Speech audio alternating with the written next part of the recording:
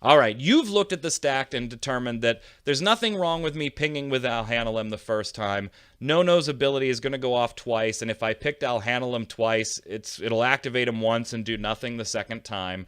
And then Yuri and Chelinka, their party attack will break a forward.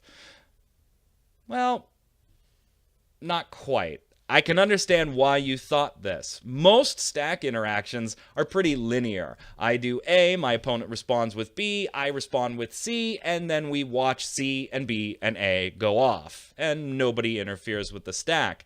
But that doesn't mean that you can't interfere with the stack. There is a shift of priority happening between those things, so you can jump a stack that is already in the process of resolving. In this case, it would look a little bit like this. Chelinka and Yuri party attack and choose a forward to break. This triggers no-no twice, in fact. One, because every forward that attacks, you get to activate a backup. You have party attacked. 2 forwards have attacked here, so you get to trigger no-no twice. You target Alhanalem with both of them, and then you cap it off with a dulling of Alhanalem to deal 3k to your opponent's broken-ass board at this point, and rightfully so if they let me set all this up. No, Alhanalem's ability goes off, dealing the 3k, and you let No-No's first ability, or first ping, go off to activate Alhanalem. You then jump onto the stack again. Before No-No's second ability resolves, you make it clear, and this takes communication. You need to have a skilled player that understands the stack as much as you do at this point. I'm going to hit that stack with Alhanalem again.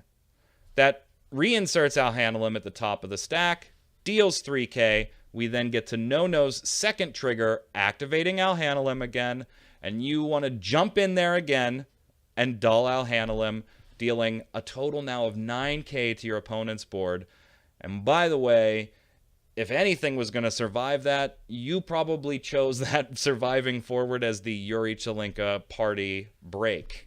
And that ability still has to go off as well. So yes, you can interfere. That's a bad word. You can reinsert new abilities on a resolving stack.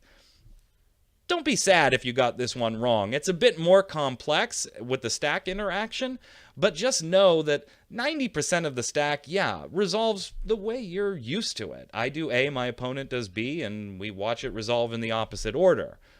And that's pretty typical and is most oftenly the case. But there are times when you can let a few things resolve and then jump in on that stack and put something exactly where you want it.